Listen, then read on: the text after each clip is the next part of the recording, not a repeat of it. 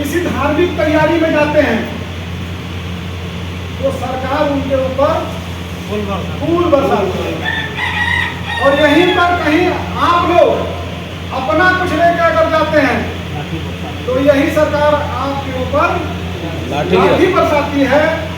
इसकी वजह ये साफ है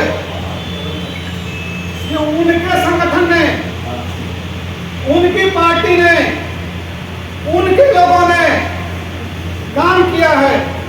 जिस दिन आपका संगठन बूथ लेवल पर, विधानसभा लेवल पर, ब्लॉक लेवल पर, विधानसभा लेवल पर हो रहा है, आपने तैयार कर लिया तो यही लोग जो आपके ऊपर लाठी बरसाने का काम कर रहे हैं, आपके ऊपर यही लोग फूल बरसाने का काम करेंगे। इसलिए जिस दिन आपके पास संगठन होगा उस दिन सरकार भी आपकी बनेगी।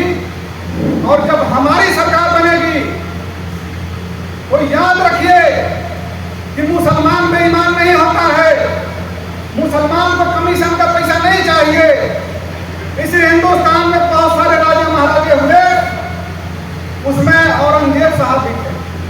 हमने किताब में पढ़ा उनके बारे में कि वो टोपी बुनकर कातिल थे, जो उससे आमदनी होती थी उससे अपने जिंदगी को चलाया करते थे। रुकनुद्दीन फिरोज शाह बादशाह हुए, जो मेहनत करके तकिया बुन के, चादर बुन के उसको मार्केट में बेचते थे। उसके बाद जो है उन्होंने बादशाह की ईमानदारी हमारे खून में है। और जिस दिन हम सत्ता में आएंगे उस दिन कमजोर सड़कें नहीं बनेंगी। जिस दिन हम सत्ता में आएंगे उस दिन जो है कमजोर पुल नहीं बनेगी। जिस दिन हम सत्ता में आएंगे और हमारी पार्टी आएगी, इंशाल्लाह ईमानदारी से काम होगा। और 100 रुपया जो चलता है इन बेईमानों के सरकार में, इन समाजवादियों के सरकार में, इन कांग्रेस की सरकार में और बीजेपी के सरकार में, जब 100 रुपया जनता के लिए चलता था तो 20 रुपया जनता के पास आता था। जब आपकी सरकार बनेगी, जब मजलिस की सरकार बनेगी, तो जो 100 रुपया चलेगा 100 रुपया जनता के पास जाएगा। तो जनता दीवानों की तरह आपको चाहने का काम करेगी तो सरकार भी आपकी बनेगी। इस देश में मुसलमानों ने कभी भी भेदभाव करने का काम नहीं किया।